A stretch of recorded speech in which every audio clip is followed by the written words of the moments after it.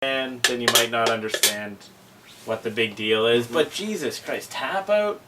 I mean, the movie had Forrest Griffin in it, which was fine, even though he really shouldn't be in movies. But Forrest Griffin is an entertaining fella. Yeah. It had Rashad Evans, and Rashad was throwing punches, but the thing is he doesn't throw punches in his fights anymore. Like, not anymore. He was as boring to watch in the movie as he is to watch in the Now cage. it did have Vinnie Jones, who is in so many bad movies, but he's always so much fun to watch. Vinnie Jones is cool. And it had Kimbo Slice. Ooh, and he's fun to watch too. Kimbo Slice. It was a Dundada. When he put his hands on him, was it a Dundada? So Kimbo Slice had a small part in it, and that was kind of fun. But basically, it's this guy, locked up in jail, and he has to fight because they have like these cage fights, and Vinnie Jones kind of watches over it because he's a criminal too, but he's like the typical like kingpin in jail Dana White who runs shit. Yeah.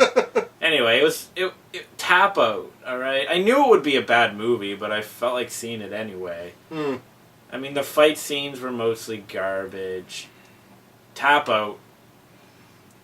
I mean, Jesus, I should have put on a Tap Out shirt. Get the hoodie. Over my Tap Out hoodie, my Tap Out underwear, my Tap Out glasses, my Tap Out haircut.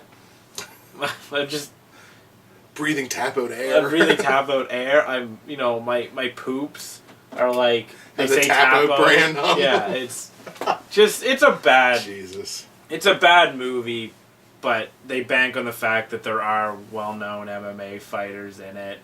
Yeah. And it's Tap Out. it's like any moron that buys a Tap Out hoodie just to have a Tap Out hoodie is like, ooh, Tap Out was part of this movie. I'm gonna go see this. So it was just a shitty fucking movie, just all around. We pray for the day when a good mixed martial arts movie comes out. We were just talking about this earlier. We pray for the day when a good mixed martial arts movie comes out. It's not even a hard formula. You take a movie, and I'm not just any boxing movie. From like Rocky to like Raging Bull to even this year with The Fighter to any Resurrecting the Champ. No, that didn't really have much boxing. Just in it, anything that had like just do that, but do it with MMA. Change like talking about just boxing to mentioning jiu-jitsu or judo or wrestling occasionally. See instead of just seeing the guy punching a bag, just once in a while have him grappling someone. And there you go. You've made your MMA movie. Grapples the Mailman. I would love to see a movie that opens up with a mailman walking up to a house, the front door opens, Kimbo Slice comes out, and he puts him in a darts. Does Kimbo Slice know how to do a darts choke? Puts him in a darts choke. Kimbo Slice hits him with a barbecue. Honestly, that would be a 95 movie in my book. Or if it was a short film. Or the mailman, he walks up and the guy runs out and pulls guard and works a sub off his back. Anyways, we're praying for a good MMA movie. Yeah, there was a short film in 2010, but I didn't get to see it. Oh, was there? Yeah. I can't remember what it's called, but anyway, there's a short film out there that's been getting decent reviews and whatnot, so hopefully, whatever. Nice. Anyway, that's my number 4. My number 4 is one that didn't get any... actually get a theatrical release, I don't think. I believe it was straight to DVD. Which only Correct means me if good I'm wrong. things. Which only means good things when it's direct to DVD. The 41-year-old virgin who knocked up Sarah Marshall and felt super bad about it. And you know how I knew this was going to be a shitty fucking movie? Because it's a parody of spoof movies. It's like, how can you parody a comedy? How can you... a comedy in and of itself is a parody of real life. So you're going to make a parody movie of movies that parody real life. And it's just... It was fucked straight from the beginning. Because it's like, you try to make fun of comedy movies. It's like, comedy movies are comedy movies because they understand that they're funny and stupid and all this stuff. But for whatever reason, you feel compelled to make fun of that. Yeah.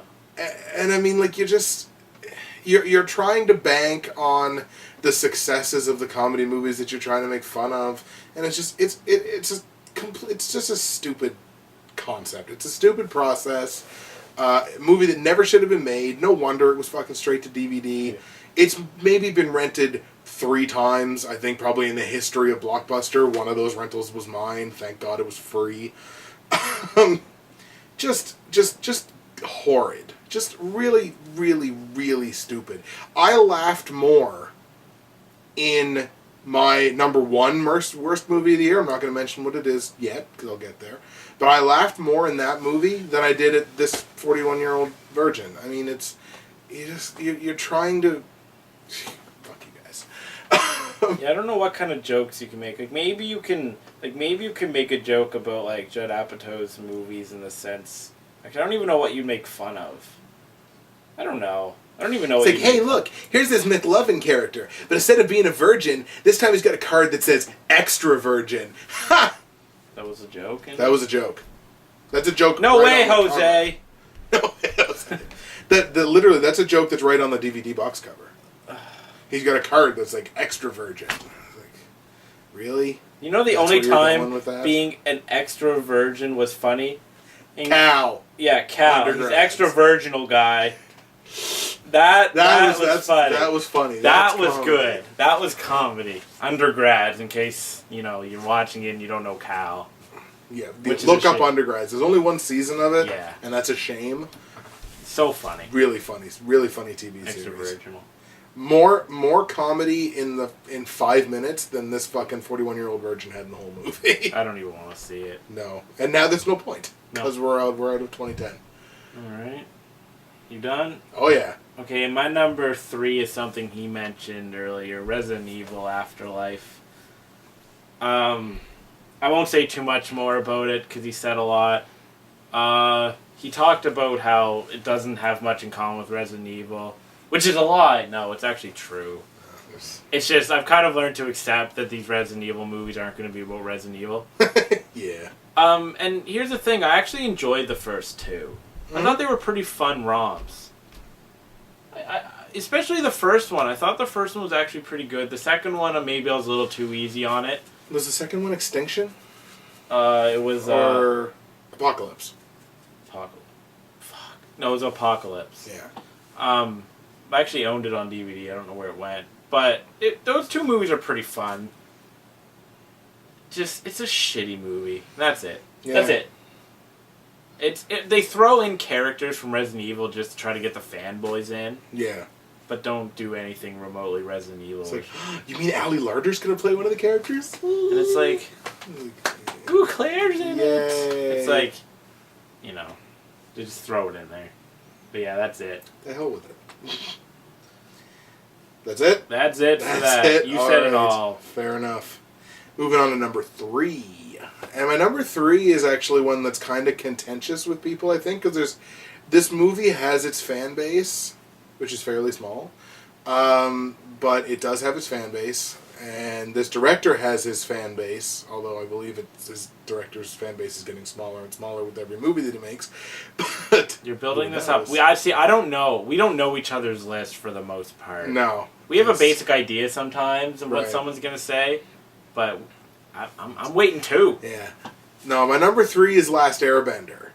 And like I say, this movie has its fan base, which is relatively small, but it has its fan base.